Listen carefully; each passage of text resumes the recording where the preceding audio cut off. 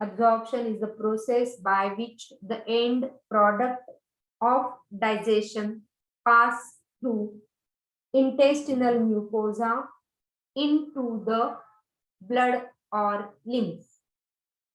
Into the blood or lymph. And this absorption is carried out by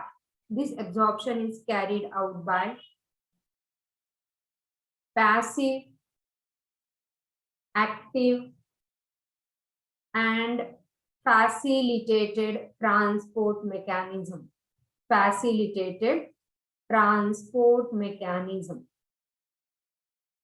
Okay. Now tell me, what is a passive absorption? We have studied this in the topic cell, I guess, when we did cell membrane. So what do you mean by passive absorption? What is active absorption? What is a facilitated? बोला. Yes, does anyone remember? Passive म्हणजे आयतं मिळाल्यासारखं. हा, म्हणजे कसं? Towards the concentration gradient or against the concentration gradient? Towards the concentration gradient. Higher concentration to lower concentration. Lower concentration. So from its higher concentration, passive मध्ये from its higher concentration to the lower concentration. सरळ सरळ जातो. Okay, त्याला काही energy काही द्यायला लागत नाही. ऍक्टिव्ह मध्ये what happens in active transport?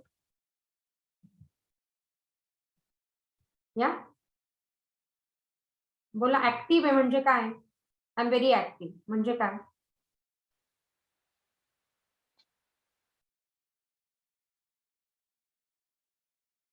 Yes म्हणजे काय? Against the concentration gradient level. Sorry, come back again. Against the concentration gradient level.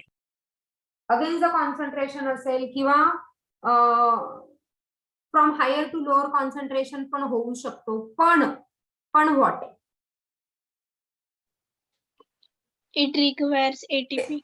Yes, it requires ATP. So इथे सेलला ATP खर्च करायला लागतो. So that is active. And facilitated.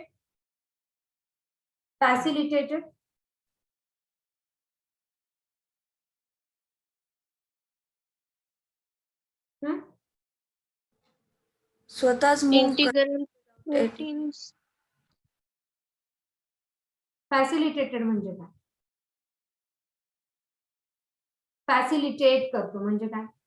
Facilitation centre असतात. तुम्हाला जेव्हा सीईटीचे admission म्हणजे सीईटी झाल्यानंतर तुम्हाला सीईटी थ्रू ऍडमिशन घ्यायची असेल ना, तर फॅसिलिटेशन सेंटर असतात. म्हणजे तुम्हाला त्या सेंटरला जायचं, तिकडे रजिस्टर करायचं आणि मग तुमचे ऍडमिशन होतं. म्हणजे काय? फॅसिलिटेटेड मध्ये हा सेल मेम्ब्रेन आहे. It is a type of passive. तिकडे एनर्जी लागत नाही, पण त्याला कोणीतरी कॅरियर मॉलिक्यूल असतो.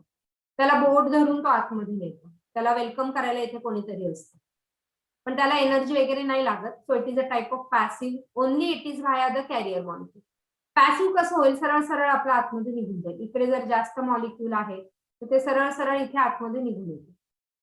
ह्यांना पण आतमध्ये निघून यायचंय, म्हणजे आतमध्ये यायचंय ह्यांना, पण ह्यांना सरळ सरळ निघून नाही येत आहे. आणि म्हणून सेल मेम्ब्रेनला ह्यांचे कॅरियर मॉलिक्यूल असतात, हो की नाही? तर ते कॅरियर मॉलिक्यूल ह्यांना आतमध्ये घेऊन येतात. बोट धरून कोणीतरी ह्यांना आतमध्ये घेऊन येतं आणि ह्यांना एटीपीज लागतात. ओके, एटीपीज एनर्जी इकडे प्रोव्हाइड करायला लागते. Maybe from higher to lower किंवा लोअर कॉन्सन्ट्रेशन टू हायरला पण जातात. But then it requires the energy and the enzymes. Okay, तर चला आपण बघूया की कसं कसं होतंय सगळं ऍब्झॉर्प्शन. आपण ही डेफिनेशन लिहिली. It is carried out by passive, active or facilitated transport mechanism. Okay. आता हे प्रत्येक गोष्ट लिहायची, कारण ह्याच्या तुम्हाला क्वेश्चन्स येतात. Glucose and galactose are transported into the cells of the villi by secondary active transport. So you remember just active transport. transport by active coupled with sodium plus and from there into blood by facilitated diffusion. कळलं का ह्याच्यात की काय कळलं सांगा. हे वाचल्यानंतर काय कळलं? येस, वाचल्यानंतर काय कळलं?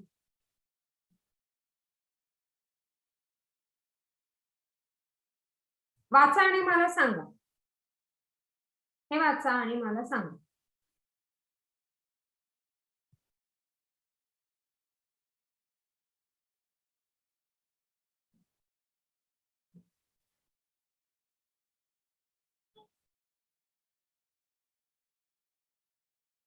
चला, कोणी एक्सप्लेन करतंय? What does that mean?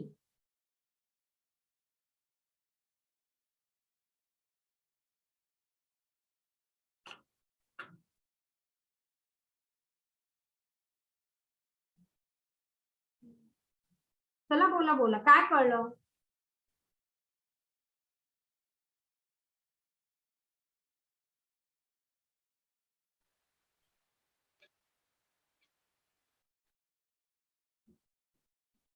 ईश्वरी सांगतेय.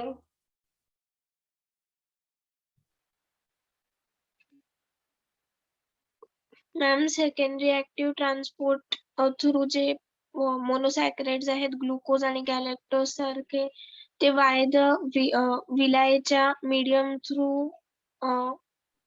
ट्रान्सपोर्ट करतात आणि त्यांच्यासोबत Na+ पण असतं आणि फॅसिलिटेटेड डिफ्युजन थ्रू मग ते ब्लड मध्ये ट्रान्सपोर्ट होतं. बर, म्हणजे काय?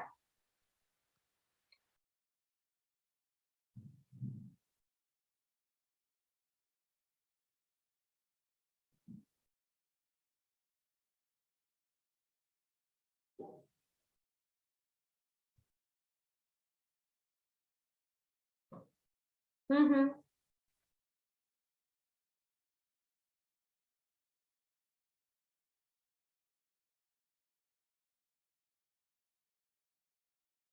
ओके, चला मी सांगते. प्रायमरी किंवा प्रायमरी ऍक्टिव्ह ट्रान्सपोर्ट म्हणजे काय? See what is a primary active transport? लक्षात घ्या, प्रायमरी ऍक्टिव्ह ट्रान्सपोर्ट म्हणजे एनर्जी डायरेक्टली डिराईव्ह होते, energy which is directly derive from ATP. Generally आपण ऍक्टिव्ह ट्रान्सपोर्ट म्हणतो, म्हणजे जनरली आपण असं म्हणतो from lower to its higher concentration. Lower concentration असेल तिकडनं ते हायर कॉन्सन्ट्रेशनला जातात. पण आता इकडे ग्लुकोजचा हायर कॉन्सन्ट्रेशन, हो की नाही? ग्लुकोज ब्लड पेक्षा इकडे जास्त आहे कारण आपण ते डायजेस्ट केलेले. सो सपोजिंग हा ब्लड व्हेसल आहे आणि इथे हे सगळे ग्लुकोज मॉलिक्यूल आहे, तर ग्लुकोज तर इकडे जास्त आहे, बरोबर आहे. ग्लुकोज जेव्हा जास्त असेल त्याच्या जेव्हा हे असं ट्रान्सपोर्ट होत आहे ना, म्हणजे ग्लुकोज इकडे जास्त आहे आणि तरी ते ट्रान्सपोर्ट होत आहे bye means of active, but it is a secondary transport mechanism, secondary active transport mechanism. So energy derived secondarily from energy that has been stored in the form of ionic concentration. लिहून घ्या, सेकंडरीची आधी definition घ्या. In the secondary active transport, the energy is derived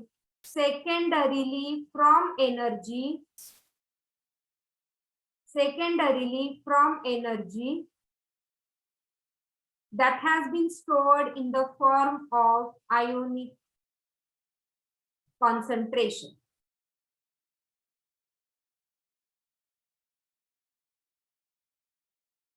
Ma'am, can you repeat the statement Yes, again? chalo. In the secondary active transport, the energy derived secondarily from energy that has been stored in the form of ionic concentration,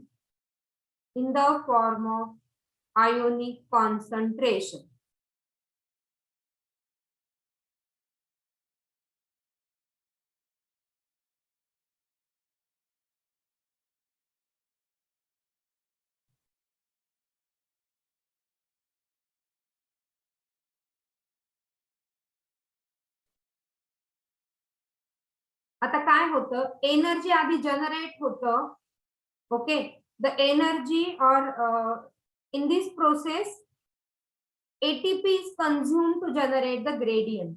Concentration gradient generate करायला आधी ATP use होतं. बरं एवढंच लक्षात ठेवा की इथे काय होतंय, डायरेक्ट एनर्जी यूज नाही होते, डायरेक्ट एटीपी ब्रेकडाऊन नाही होत. ओके, मी सिंपल शब्दात सांगते. पण तुम्हाला जर क्वेश्चन आला तर हा सेकंडरी प्रायमरी देत नाही, ते फक्त तुम्हाला देतात ऍक्टिव्ह ट्रान्सपोर्ट. पण मोर प्रिसाइजली पुढे जर आला चुकून क्वेश्चन प्रायमरी की सेकंडरी, तर दिस इज द सेकंडरी. आता इकडे काय होतं, डायरेक्टली एनर्जी एटीपी पासून घेत नाही. ओके, आधी एटीपी कंझ्युम केले जातात to create a gradient, ionic or electrochemical gradient. म्हणजे सोडियम इकडे जास्त ठेवायला, हे सोडियम मॉलिक्यूल इकडे जास्त ठेवायला आधी एटीपी खर्च केले जातात. म्हणजे मग इथे सोडियमचं कॉन्सन्ट्रेशन आधी वाढवलं जातं आणि मग ह्या सोडियमच्या कॉन्सन्ट्रेशन, मग हा सोडियम काय करतो, हा सोडियम हे सगळे ग्लुकोज मॉलिक्यूल आतमध्ये घेऊन जातो, ग्लुकोज किंवा गॅलॅक्टोज. समजलं? म्हणून हा सेकंडरी. प्रायमरी असेल तर काय, डायरेक्टली इथे एटीपी खर्च करतात आणि त्याला आतमध्ये घेऊन जातात. आता हा थोडासा तिरका चालतो. कसं की आधी सोडियमचं कॉन्सन्ट्रेशन इकडे वाढवलं जातं, त्याच्यासाठी एटीपी खर्च केले जातात आणि मग हे सोडियम त्या ग्लुकोजला आतमध्ये घेऊन जातात, ग्लुकोज किंवा गॅलॅक्टोज. बेसिकली ग्लुकोज तर प्रायमरी ऍक्टिव्ह ट्रान्सपोर्टने होतं, पण गॅलॅक्टोजला घेऊन जायला ती ही पर्टिक्युलर मेथड वापरतात. कळतंय का? कळलं की नाही कळलं? Yes ma'am. Yes ma'am. Yes, ma'am. सगळ्यांना कळलं? ओके, सो एवढंच लक्षात ठेवा. So glucose is by active transport, galactose by secondary active mechanism. चलो पुढचं बघू. Substances such as fructose is absorbed by facilitated diffusion. म्हणजे काय, फ्रुक्टोज बाय फॅसिलिटेटेड डिफ्युजन म्हणजे कसं की त्याला परत सेल मेम्ब्रेनला कॅरियर मॉलिक्यूल इथे बसलेले असतात आणि ते ह्या फ्रुक्टोजला आतमध्ये घेऊन जातात without investing energy. Okay, without investing any energy from intestinal epithelial cell, then it is transported into the blood by facilitated diffusion. FG is by facilitated diffusion. Transport of water depends upon the osmotic gradient. म्हणजे कसं,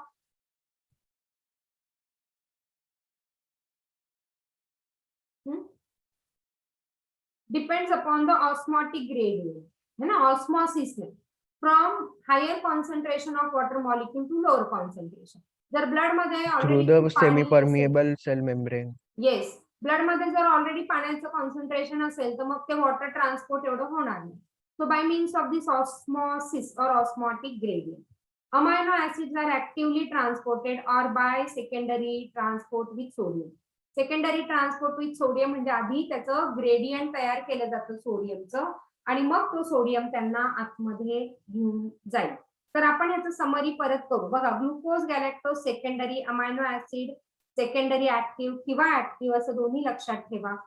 fructose by facilitated diffusion, water by osmotic gradient आणि fatty acid जे आहेत, fatty ऍसिडचं diffusion जरा वेगळं होतं. हे कुठे जात आहे, हे इपिथेलियल सेल्स मधनं ब्लडला जातात. बघा, आता आधी आपण एक छोटस ह्याला इथे डायग्राम काढूया. सगळ्यांनी काढा म्हणजे तुमच्या लक्षात राहील. ओके, हे मी काय काढलं असेल अंदाजाने कोण सांगेल?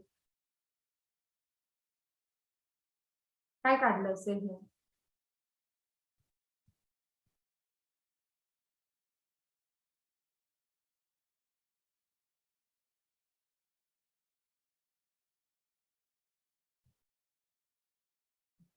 ह्या blood capillaries, this is blood capillary. Epithelial tissue. Yes, exactly. आणि हे काय काढलंय मी? What is this? Blood vein. Brush. Capillary.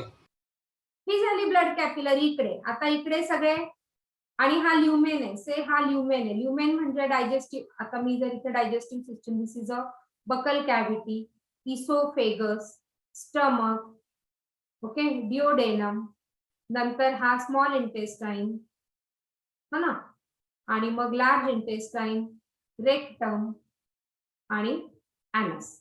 तर इथे हा जो मधला पार्ट आहे ना, हा मधला पार्ट जो आहे दॅट इज द ल्युमेन. इथे सगळं डायजेशन झालं ना, आणि हे सगळे सेल्स होते, हे स्मॉल इंटेस्टाईनचे सेल्स आहेत सगळे.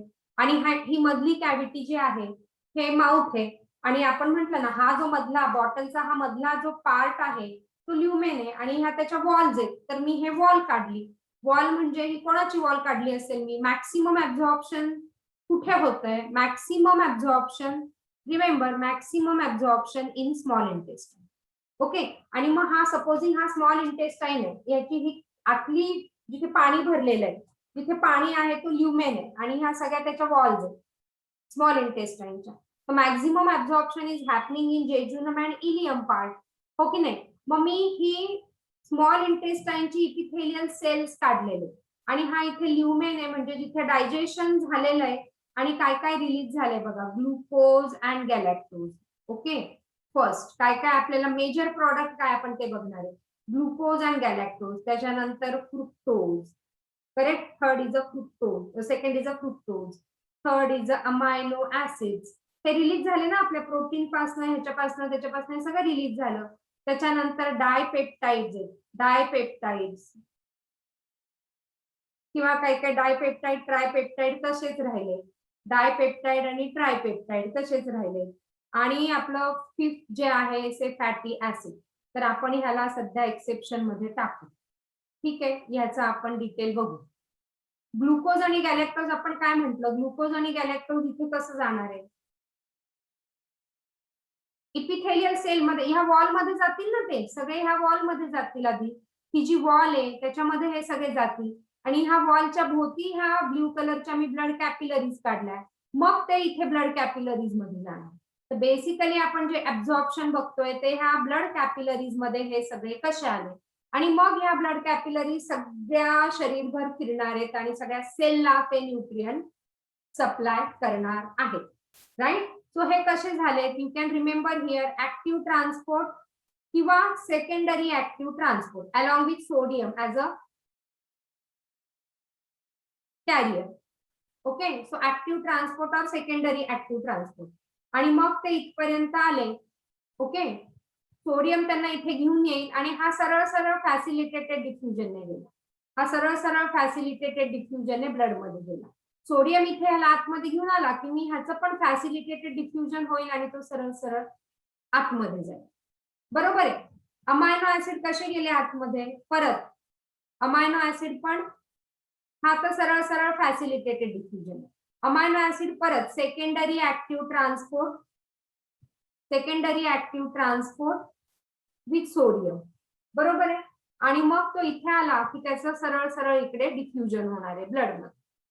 डायपेप्टाइड आणि ट्रायपेप्टाइड पण सेकंडरी ऍक्टिव्ह ट्रान्सपोर्टने जातात, पण त्यांचं सेकंडरी ऍक्टिव्ह ट्रान्सपोर्ट असतं विथ H+ आयन. ओके. आणि मग ते इकडे डिफ्यूज होतील आणि ब्लड मध्ये जातील. कळलं का? Yes ma'am. सगळ्यांना कळलं असं मला वाटत नाही.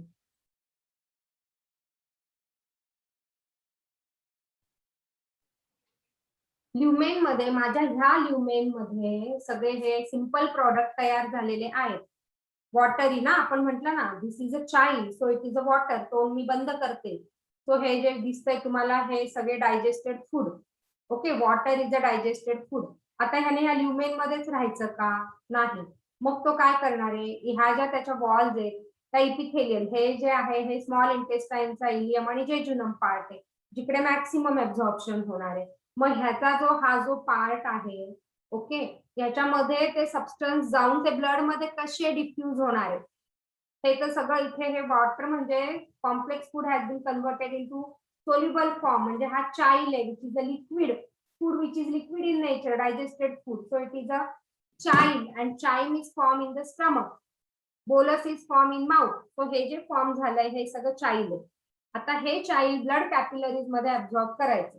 तर मी ह्याच्या भोवती माझी ही ह्याची वायर आहे, काय म्हणतात त्याला, चार्जिंग वायर आहे.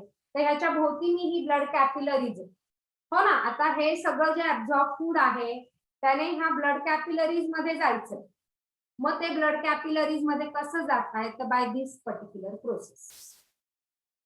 So glucose and galactose absorb by secondary active, fructose by facilitated diffusion, amino acid by active transport, dipeptide, tripeptide again by active transport, आणि fatty acid चं वेगळं. Fatty acid it is by simple diffusion, just diffuse होतं, that is by simple diffusion. Clear आहे का आता गोष्टी?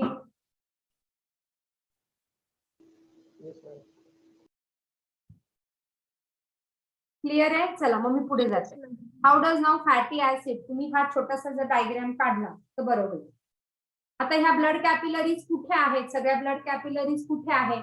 तर ह्या विलायमध्ये ना इथे ब्लड कॅपिलरीज, इथे सगळ्या blood capillary. If you remember विलायमध्ये there is a blood capillaries as well as lymph vessel.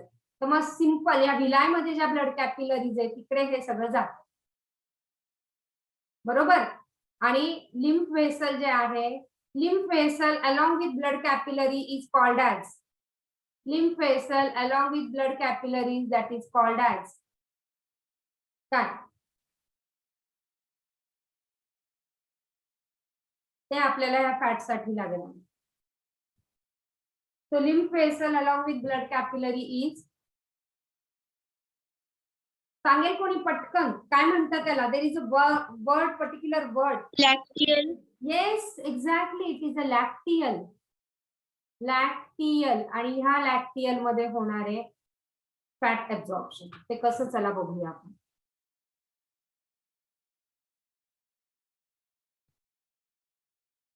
Okay बघा. Long chain fatty acid and glycerol being insoluble in water cannot be directly absorbed into blood. Okay, fatty acid insoluble आहे, तो ते blood मध्ये directly absorb होत नाही. मग ते काय होतील? बिग फॅट ग्लोब्यूल जे आहे that has been converted into small droplet which is called as micelles. हा बिग फॅट मॉलिक्यूल आहे जे आपण खूप फ्राईड वगैरे आमकं ढमकं आपण जे काही खाल्लंय, fried which contain fats, that is converted into small. हे कोणामुळे झालं? That is converted into small कोणामुळे झालं? बाईलमुळे. सो बाईल is helping for emulsification. Bile doesn't have any particular enzyme, but with the help of the process called emulsification, big fat droplets are converted into small, and these small droplets are called as a micelles. These small droplets are micelles. Okay. Now पुढे काय होते बघा. In the intestinal epithelial cells, they are formed into very small protein-coated fat globules called as a chylomicron. बघा fat आहे. Fat has been converted into micelle. Micelle has been converted into chylomicron. कसं पुढे diagram आहे, त्या diagram मध्ये आपण बघूया.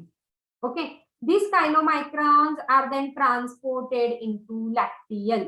आणि लॅक्टियल म्हणजे व्हाईट कलर. ही फॅट व्हाईट कलरची मॉलिक्यूल असे त्या ब्लड विलाय आहे, त्याच्यामध्ये हा लॅक्टियल आहे. तिकडे हे असे लाईन मध्ये अरेंज होतं आणि म्हणून तो व्हाईटिश अपीअरन्स दिसतो. व्हाईटिश अपीअरन्स म्हणून ते लॅक्टियल. ओके, ते कसं मी तुम्हाला डायग्राम मधनं सांगते.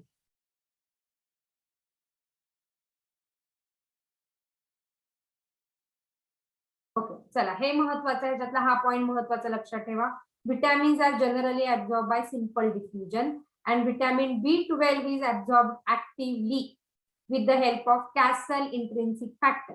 कॅसल इंट्रिन्सिक फॅक्टर हा स्टमक मध्ये रिलीज होतो, पण विटॅमिन B12 ऍब्झॉर्प्शन हे स्मॉल इंटेस्टाईन मध्येच होतं, इलियम आणि जेजुनम पार्ट मध्ये. सो हे महत्वाचं, ह्याच्यावर क्वेश्चन येतात. ओके चला पुढे बघू. हा, आता हे जे झालं तुमचं फॅटचं ऍब्झॉर्प्शन, तर तुम्ही हा छोटासा डायग्राम काढला तर फॅट तुम्हाला कळेल. बघा, फॅट ग्लोब्यूल होते, मोठे जे फॅट ग्लोब्यूल आपण खाल्ले होते डाएट मधनं, ते कन्वर्ट झाले छोट्या ह्याच्यात, इमल्सिफाय झाले बाईल सॉल्टनी, त्याला इमल्सिफाय केलं. ओके, आणि हा जो आहे इंटेस्टिनल ल्युमेन, म्हणजे ल्युमेन म्हणजे कॅव्हिटी, जिथे हे पाणी आहे, चाईल सगळं आलंय, याच्यामध्ये फॅट पण आहे. ओके, ते fat will be converted, emulsified by using the bile salt. ठीक आहे, आता हे छोटे छोटे तयार झालेले जे आहेत फॅट ग्लोब्यूल, त्याला म्हणायचंय मिसेल. कोणी केले हे? बाईल सॉल्टने केले. आणि माइल्ड डायजेशन कुठे झालं होतं? फॅटचं माइल्ड डायजेशन कुठे झालं होतं?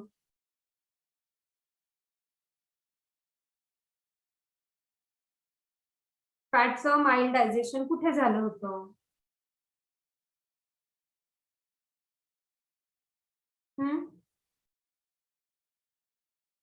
थोडं फॅटचं डायजेशन कुठे होतं? माइल्ड डायजेशन कुठे होतं? विसरला का? ते होतं स्टमक मध्ये, because it contain the mild lipase. पण स्ट्रॉंग डायजेशन कुठे होतंय? Small intestine. Small intestine. कुठला एन्झाइम येतो? स्टियाप्सिन किंवा स्ट्रॉंग लायपेज, स्टियाप्सिन. ओके, मग हे मिसेल जे आहे ते इपिथेलियल सेल मध्ये जातात. इपिथेलियल सेल मध्ये गोल्गी कॉम्प्लेक्स मध्ये काही प्रोटीन्स असतात. सेल म्हटलं म्हणजे त्याच्यामध्ये सेल ऑर्गॅनेल येणार. ते गोल्गी कॉम्प्लेक्स मधले जे काही प्रोटीन्स आहेत ते हा फॅट मॉलिक्यूल भोवती कोटिंग करून देतात. ओके, आणि ते कोटिंग केलं की त्याला म्हणायचंय कायलोमायक्रॉन.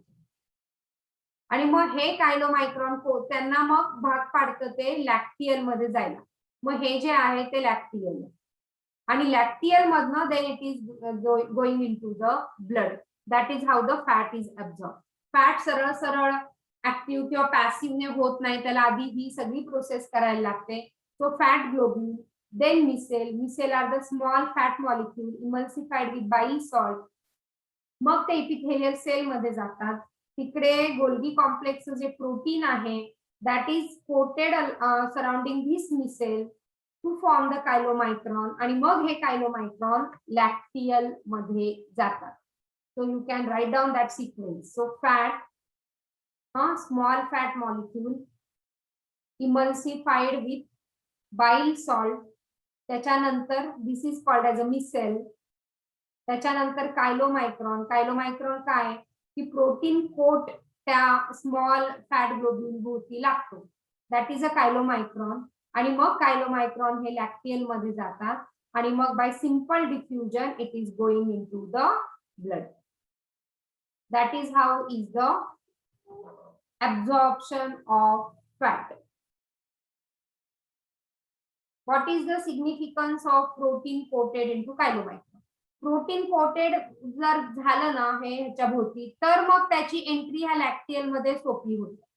नाहीतर मग हे स्टील मिसेल म्हणजे काय, स्टील स्मॉल फॅट ग्लोब्युल आहे ना, still they are the small fat globule. ते स्टील स्मॉल फॅट ग्लोब्युल म्हणजे फॅटच आहे, त्याच्यामुळे ते इमल्सी म्हणजे पूर्ण इमल्सिफाय नाही झाले, फक्त त्याला छोट्या फॅट ग्लोब्युल मध्ये कन्वर्ट केलं. त्याला पूर्ण ह्याच्यामध्ये जायचं असेल लॅक्टियल मध्ये तर तो सोल्युबिलाइज झाला पाहिजे. आणि मग तो सोल्युबिलाइज होण्यासाठी हा कायलोमायक्रॉन त्याच्या भोवती प्रोटीनचं कोट करणं गरजेचं असतं to get absorb into the blood. And hence that chylomicron. Is that clear Vedant? Yes, ma'am. हाँ, कायलोमायक्रॉन जनरली आर 150 मायक्रो. ह्याचा जो डायमीटर आहे ना जनरली इट इज, अगर मोर प्रिसाइज सांगायचं झालं 150 micrometer and they are whitish in colour and hence lacteal. ही lacteal पूर्ण जेव्हा फॅट ग्लोब्युल इकडे सगळे अरेंज होतात ना it starts appearing as white colour and hence it is a lacteal. आणि फॅट सोल्युबल व्हिटॅमिन जे असतात ते पण मग ह्याच्या बरोबर मिक्स होतात आणि म्हणून मग fat soluble vitamin. Okay, whereas water soluble vitamins by passive and except vitamin B12 by Castle intrinsic factor. Is that clear? So बघा हे परत इथे दाखवले लार्ज फॅट इमल्सिफाईड मोनोग्लिसराइड झालं असेल तर मग ते 3 लायपेज एन्झाइममुळे that again has been converted into triglyceride. Triglyceride पासून मग ते आतमध्ये जात आहेत ल्युमेन मध्ये. ओके, ल्युमेन मध्ये हा मिसेल तयार झाला. इथे मिसेल आतमध्ये जातोय, गोल्गी मधला प्रोटीन त्याला कोट करतोय आणि मग तो ब्लड कॅपिलरीज मध्ये जातो लॅक्टियल आणि तिथून तो ब्लड मध्ये जातो. Maximum absorption of the end product of digestion is in the small intestine, that is ileum and jejunum part. ते लक्षात ठेवा. ओके, म्हणून मग हा ऍब्झॉर्प्शन बघा, हा चार्ट लिहा. I'll wait for you. Mouth मध्ये काय होतंय, स्मॉल इंटेस्टाईन मध्ये काय होतंय. Large intestine, it is only for the absorption of water. इथे only absorption of water. Alcoholic person जो आहे त्याचं स्टमक मध्येच अल्कोहोल ऍब्झॉर्ब व्हायला सुरू होते आणि लगेच त्याला ते अल्कोहोलिक सिम्पटम्स यायला लागतात. ओके, माउथ मध्ये काय होतंय बघा, certain drugs coming in contact with mucosa of the mouth are absorb into the blood capillaries. काही ड्रग्स फक्त माउथ मध्ये ऍब्झॉर्ब होतात. स्टमक मध्ये सिंपल शुगर जे आपण घेतलेले असेल, समजा आपण ग्लुकॉन डी घेतलं असेल तर ती सिंपल शुगर झाली, ती इमिजिएटली स्टमक मधूनच ऍब्झॉर्ब होऊन जाते. आणि म्हणून आपण खूप भुकेलं असेल आणि काही गोड आपण घेतलं, कोल्ड्रिंक घेतलं किंवा लिंबू सरबत घेतलं की लगेच आपल्याला एनर्जेटिक वाटतं, कारण त्याला इतक्या इथून मोठ्या प्रोसेस मध्ये जायला लागत नाही, इथूनच तो ऍब्झॉर्ब होऊन जातो. ओके, आणि अल्कोहोल, त्याच्यानंतर बाकीचं सगळं काही इथे ऍब्झॉर्ब होतं. Everything is getting absorbed here in small intestine. Large intestine मध्ये only absorption of water. ठीक आहे, केला हा चार्ट सगळ्यांनी?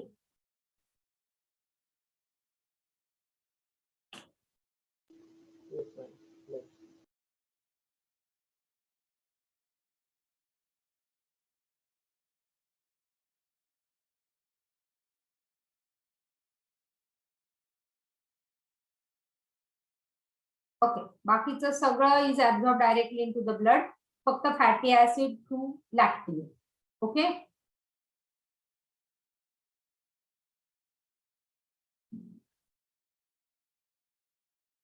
so absorption of basically water in the large intestine, right? And then next, आता absorb झालेलं आहे, आता assimilation, the next process is assimilation. Assimilation म्हणजे काय, the absorbed material is finally reaching into the tissue, so to form the protoplasm, which is used for the production of energy, growth and repair. So write down the definition of assimilation. I hope you have understood. प्रत्येक sale मध्ये जाणं, सेलचे सगळे Organics व्यवस्थित form करणं, सेलचं सगळं metabolism व्यवस्थित करणं. सेलचं मेटाबॉलिझम व्यवस्थित म्हणजे आपली बॉडी व्यवस्थित. So for growth, for repair, for all the process assimilation is important.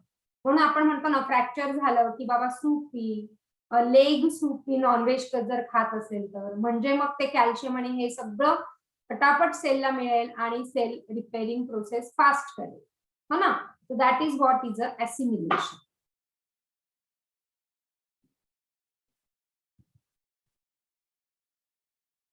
And that is what is assimilation. And the last is a defecation, where the undigested food is passed to anus.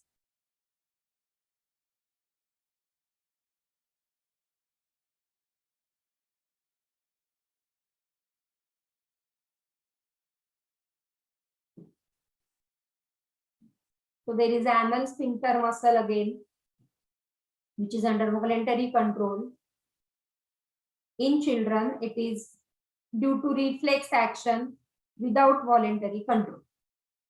And in grown-up boy, like the boy after say 1.5 years, or the child after 1.5 years, controls the voluntary muscles of anus, so that muscles develops and hence he start understanding the process of defecation. Color of feces is due to the particular pigment, and that pigment is called as a stercoline. So fecal material is having a particular color, so that color is due to this pigment stercoline. आणि हा कुठून आलेला आहे stercoline?